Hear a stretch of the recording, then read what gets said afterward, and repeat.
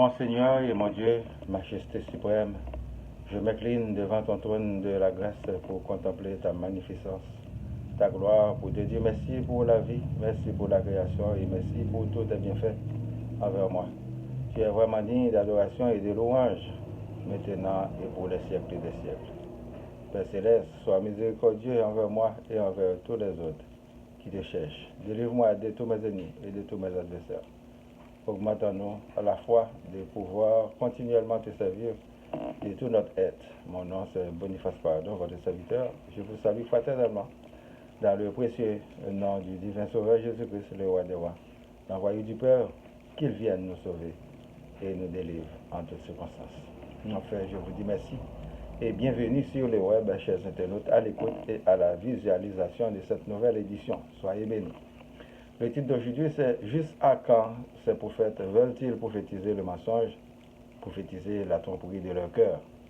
Jérémie chapitre 23, du verset 26 à 32. « Jusqu'à quand ces prophètes veulent-ils prophétiser le mensonge, prophétiser la tromperie de leur cœur? Ils pensent faire oublier mon nom à mon peuple par les songes que chacun d'eux raconte à son prochain, comme leurs pères ont oublié mon nom pour Baal. » Que le prophète qui a eu un songe raconte ce songe et que celui qui a entendu ma parole rapporte fidèlement ma parole. Pourquoi mêler la paille au fourment, dit l'Éternel? Ma parole n'est-elle pas comme un feu, dit l'Éternel, et comme un marteau qui brise le roc? C'est pourquoi, voici, dit l'Éternel, j'en veux aux prophètes qui se dérobent mes paroles l'un à l'autre. Voici, dit l'Éternel, j'en veux aux prophètes qui prennent leur propre parole et la donnent pour ma parole. Voici, dit l'Éternel, j'en veux à ceux qui prophétisent les songes faux, qui les racontent et qui égarent mon peuple par leurs mensonges et par leur témérité. Je ne les ai point envoyés, je ne leur ai point donné d'ordre, et ils ne sont d'aucune utilité à ce peuple, dit l'Éternel. Pour la prédication, mes frères et sœurs dans le Seigneur, que la grâce et la paix de Dieu vous soient données en abondance. N'est-il pas plausible de faire éclater la splendeur de Dieu, comme on purifie les métaux précieux de l'état bouilli? Bien sûr que oui.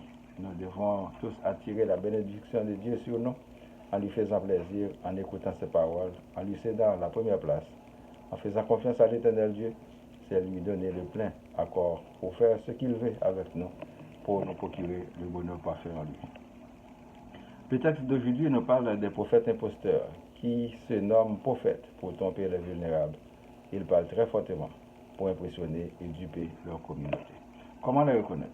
Ils sont impressionnants, pointus, imposants, faire semblant de miracles, de belles promesses de richesse et de guérison, aimant l'argent plus que tout, parlant très peu de Dieu, le Créateur, et de Jésus-Christ, parce qu'ils sont l'ennemi de Dieu et le disciple de Satan, le diable.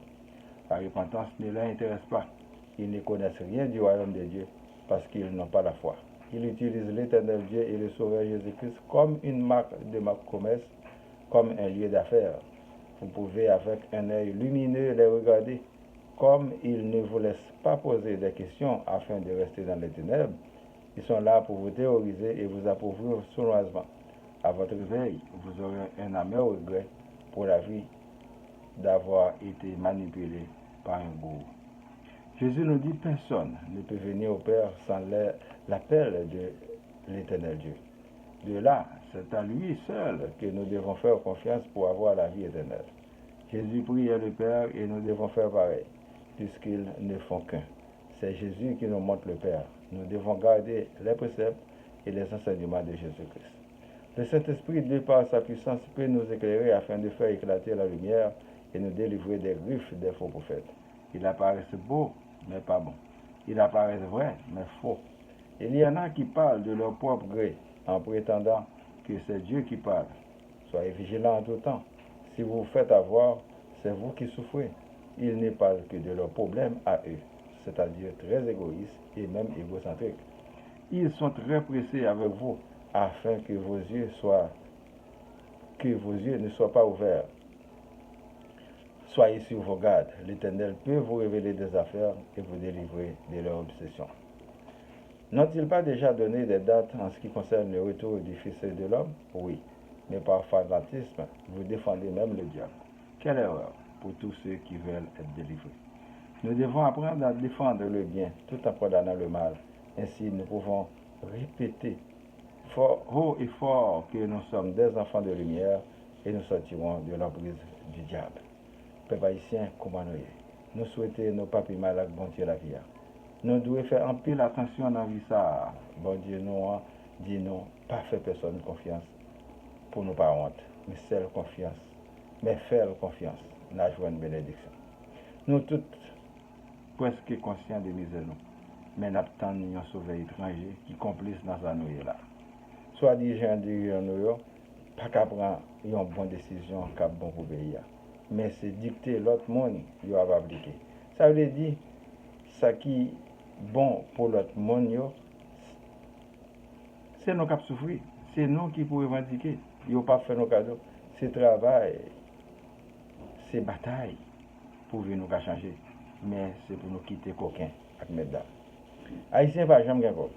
Mais ils ont tout à fait cadeau pour nous. Nous avons propreté. Ça fait nous à vivre dans la grâce. Mais nous tous à féliciter les gens qui sont pauvres. Pays étrangers, c'est les gens, même gens avec nous, qui vivent là-dedans. On prend conscience pour nous changer ça. Il y a un effort individuel, il y a un effort collectif. Tout fait pour nous avancer. Ou pas encore riche, pour les voisins là, mais pour bien moyen pas. C'est le problème de gestion des sociaux qui est difficile. On fait effort. Pas compter ni sur l'étranger, ni sur l'État pays d'Haïti. Mais on nous vient garder l'autre nager sans mesquinerie pour nous avancer dans le respect l'un pour l'autre. L'homme n'est pas si pauvre qu'on le prétend, mais cela prend des fois du temps pour son développement. L'Éternel Dieu est patient avec nous. Nous devons utiliser cette même patience pour réussir plein de choses dans notre vie. Cherchons en tout temps le royaume de Dieu, personnellement, et en invitant les autres à faire pareil pour un monde plus juste et prospère. Demandons à Dieu, l'Éternel des armées, de nous bénir et de nous faire grâce.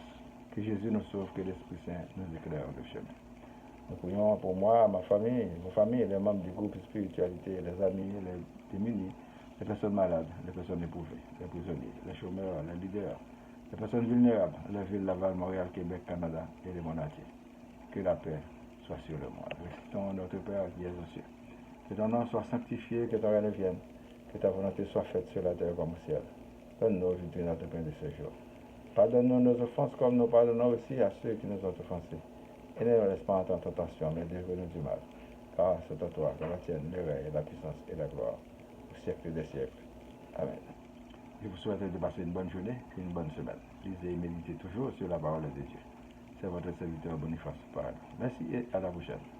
Au revoir.